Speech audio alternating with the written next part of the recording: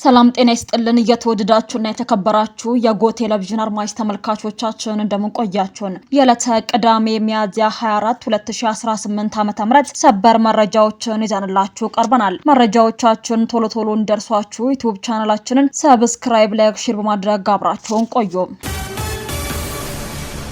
በትግራይ ያለው እብደት ቀጥሏል ሲሉ ፕሮፌሰር ክንዲያ ገብረህይወት ተናገሩ። የመቀሌ ዩኒቨርሲቲ የቀድሞ ፕሬዝዳንት ፕሮፌሰር ክንዲያ ገብረህይወት የፕሪቶሪያውን የሰላም ስምምነትን በመጣስ የፈረሰውን የክልል ምክር ቤት ለመመለስ የሚደረገውን ጥረት እብደት ሲሉ ኮነኑ። አንዳንድ አመራሮች ወጣቱን ለዳግም ጦርነት ለመመልመል ቢሞክሩም ወጣቱ ጥሪያቸውን በመቃወሙ ሰላምን መምረጡንም አውስተዋል። በመጨረሻም የትግራይ የወደፊት ዕጣ ፈንታ በግለሰቦች ሳይሆን በሰላምና ልማት መወሰን እንዳለበትም አሳስበዋል።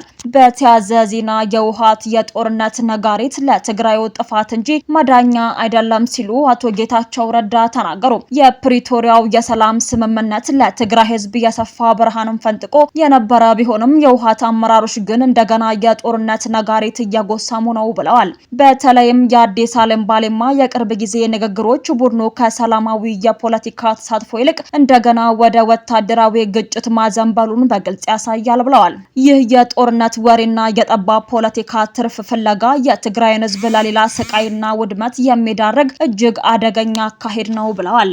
ትግራይ የምትፈልገው የጦርነት አዝማች ሳይሆን መልሶ ግንባታ፣ ሰላምና የተረጋጋ የፖለቲካ ምህዳር ነው ብለዋል። የውሃት አመራሮች ከዚህ የጥፋት ጎዳና በመውጣት የሰላምን አማራጭ ተከትለው የህዝቡን ቁስል ለማከም እንዲሰሩም ይገባል ሲሉ ማስጠንቀቂያ ሰጥተዋል። ጦርነት መፍትሄ ሳይሆን ለትግራይ ህዝብ ቀጣይ የኢኮኖሚና ማህበራዊ ውድመት መሆኑን ሊገነዘቡት እንደሚገባም አክለዋል። በምዕራብ ኦሮሚያ የኦሮሞ ነጻነት ሰራዊት ቀጠና አዛዥ በመባል የሚታወቀው ጃልቃንቄ የክልሉን መንግስት የሰላም ጥሪ ተቀብሎ እጅ መስጠቱ ተገለጸ። አዛዡ እጅ ለመስጠት የተገደደው ከቡድኑ አመራሮች ጋር በነበረው ውስጣዊ አለመግባባት ነው ተብሏል። አዛዡ እጅ መስጠቱን በክልሉ ርዕሰ መስተዳደር የጸጥታ አማካሪ ብርጋዴር ጀነራል ኃይሉ ጎንፋም አረጋግጠዋል። በኮንትሮባንድ ንግድ ላይ የመንግስት ባለስልጣናት እንደማይሳተፉ በተጨባጭ አረጋግጫለሁ ሲል ፌዴራል ፖሊስ ገለጸ። የፌዴራል ፖሊስ ኮንትሮባንድን ለመከላከል ባደረጋቸው ኦፕሬሽኖች በዚህ የንግድ እንቅስቃሴ ውስጥ የመንግስት ኃላፊዎች ተሳትፎና ኔትወርክ የሌለበት መሆኑን በተጨባጭ ማረጋገጡን ኮሚሽነር ጀነራል ደመላሽ ገብረ ሚካኤል ተናገሩ። የጸጥታ ተቋሙ የኮንትሮባንድ እቃዎችን የመያዝ አቅሙ እንዳደገ የገለጹት ኮሚሽነር ጀነራሉ ባለፈው 9 ወር ብቻ 20.5 ቢሊዮን ብር ግምት ያላቸው የውጭና የገቢ ንግድ ሸቀጦችን በቁጥጥር ስር መዋሉን አሳውቋል። የፌዴራል ፖሊስ ዋና አዛዥ ይህንን ያሳወቁት የመስሪያ ቤታቸውን የ9 ወራት የስራ አፈጻጸም ሪፖርትን ለህዝብ ተወካዮች ምክር ቤት የህግና ፍትህ ጉዳዮች ቋሚ ኮሚቴ ሚያዝያ 21 2018 ዓ.ም ባቀረቡበት ወቅት ላይ ነው። ኮሚሽነር ጀነራል ደመላሽ በዚሁ ሪፖርታቸው ህገወጥ የኮንትሮባንድ ንግድን የመከላከል ሰፊውን ስራ የሚሰራው የፌዴራል ፖሊስ መሆኑን አመላክተዋል። ይህ ስራ ከጉምሩክ ኮሚሽንና ከክልል የጸጥታ ኃይሎች ጋር በመቀናጀት የሚከናወን መሆኑንም ዋና አዛዡ ጠቁመዋል። በዚህ የቅንጅት ስራም በ2017 በጀት ዓመት 15.6 ቢሊዮን ብር የሚገመት የገቢና ወጪ የኮንትሮባንድ እቃዎችን በቁጥጥር ስር መዋል መቻሉን አስረድተዋል። ሪፖርቱ የቀረበለትን የፓርላማው የህግና ፍትህ ጉዳዮች ቋሚ ኮሚቴ የኮንትሮባንድ የወንጀል ድርጊትን ለመከላከል የጸጥታ ተቋሙ ያከናወነው ስራ የሚበረታታ እንደሆነም ገልጸዋል። የኮንትሮባንድ ንግድን አሳሳቢ ሲል የጠራው ቋሚ ኮሚቴው ችግሩን ከመሰረቱ ለመፍታትና ለመቀነስ የተከናወኑ አበይት ተግባራትን በተመለከተ ተጨባጭ ማብራሪያ እንዲሰጥበትም ጠይቋል።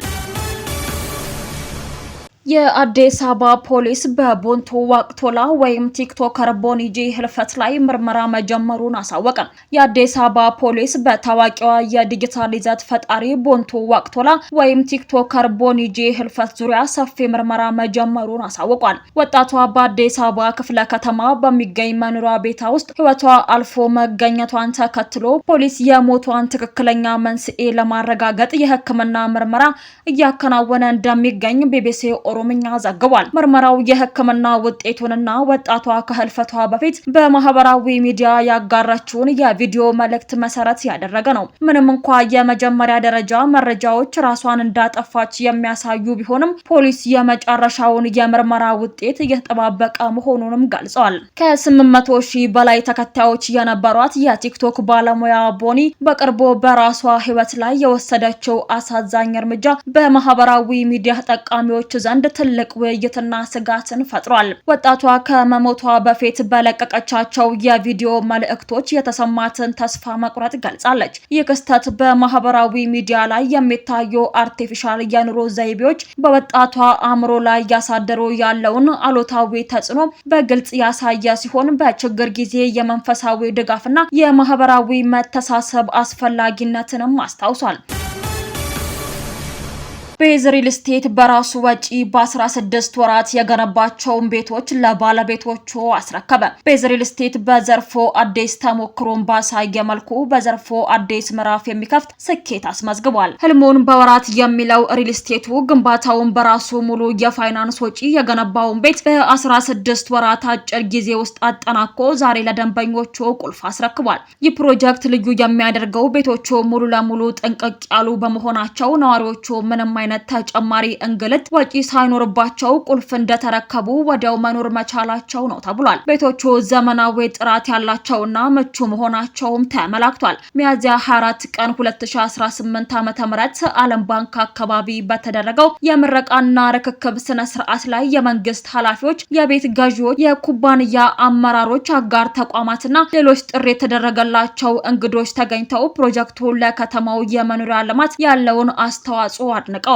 በዚህ ስነ ስርዓት ላይ ንግግር ያደረጉት የኩባንያው መስራችና ባለቤት አቶ ኡስማን ኑር ሁሴን እንዳሉት ከሆነ የስኬት ኩባንያው ያለበትን ጠንካራ የፋይናንስ አቅም የሚያሳይ ሲሆን ደንበኞች ሳይጨናነቁና የዋጋ ንረትን ሳይፈሩ ቤታቸውን በወቅቱ እንዲረከቡ አስችሏቸዋል። ሪል ስቴቱ በዛሬው ዕለት ያስረከባቸው በ16 ወራት የተገነቡ በዓለም ባንክ አካባቢ የሚገኙ 32 ቤቶችን ነው። ወደፊትም በሪል ስቴት ዘርፉ የተሻሉ ፕሮጀክቶችን በማቅረብ የደንበኞችን እምነትና እርካታ ለማስጠበቅ እንቀጥላለን ብለዋል። ፕሮጀክቱ የተሟላ መሰረተ ልማት፣ የመኪና ማቆሚያ፣ አረንጓዴ ስፍራዎች፣ 24 ሰዓት የደህንነት አገልግሎትና ሌሎች ዘመናዊ አገልግሎቶችን ያካተተ መሆኑም ተገልጿል። ዳሽን ባንክ ሸሪክ ከወለድ ነጻ የባንክ አገልግሎት ለግብረ ሰናይ ድርጅቶች የ16.9 ሚሊዮን ብር ድጋፍ ማድረጉ ተገለጸ። ዳሽን ባንክ 30ኛ ዓመት የምስረታ በዓሉን አስመልክቶ ባዘጋጀው ዳሽን ኤክስፖ ላይ የባንኩ ከወለድ ነጻ የባንክ አገልግሎት የሆነው ሸሪክ 8ኛ ዓመቱን ማክበሩን ተከትሎ ከደንበኞቹ በአደራ መልክ የሰበሰበውን 16.9 ሚሊዮን ብር ለሀገር በቀል ግብረ ሰናይ ድርጅቶች ድጋፍ ማድረጉን አሳውቋል። የዳሽን ባንክ ወለድ ነጻ የባንክ አገልግሎት ቺፍ ኦፊሰር አቶ አብዱ ሐሰን በኤክስፖ ላይ እንዳብራሩት ባንኩ ጠንካራ የሸሪዓ አማካሪ ኮሚቴ በማቋቋም የማህበረሰቡን እሴቶች ያከበሩና ሸሪዓውን የጠበቁ አገልግሎቶችን አጠናክሮ በመስጠት ላይ ይገኛል ብለዋል። ለግብረ ሰናይ ድርጅቶች የተደረገው ይህ የገንዘብ ድጋፍም ባንኩ ከሚሰጠው አካታች የፋይናንስ አገልግሎት ባሻገር ማህበራዊ ኃላፊነቱን በአግባቡ እየተወጣ ለመሆኑም ማሳያ ነው ብለዋል። ጋና በኢትዮጵያ ለሚገኙ ዜጎቿ ጥብቅ ማስጠንቀቂያ አስተላልፋለች። የጋና የውጭ ጉዳይ ሚኒስቴር ባወጣው መግለጫ በኢትዮጵያ ውስጥ ከተሰጣችሁ የቪዛ ፍቃድ በላይ መቆየት ከባድ ሕጋዊ መዘዝ እንደሚያስከትል አሳስቧል። ሚኒስቴሩ አዲሱን የኢትዮጵያ የኢሚግሬሽን ደንብ ዋቢ በማድረግ ከቪዛ ፍቃድ በላይ መቆየት ለከፍተኛ የገንዘብ ቅጣትና ንብረት መወረስ ይዳርጋል ብለዋል። ይህም እስከ $5000 ወይም 765,000 ብር የሚደርስ የገንዘብ ቅጣትና በየዕለቱ የሚታሰብ ተጨማሪ ክፍያዎችን እንደሚያካትትም አሳውቀዋል። ውድ አድማጭ ተመልካቾቻችን ለሰዓቱ ያዘጋጀንላችሁ ሰበርና ወቅታዊ መረጃዎቻችን እነዚህን ይመስሉ ነበር። አብራችሁን ስለነበራችሁ ከልብ እናመሰግናለን። በያላችሁበት ሰላም ቆዩን።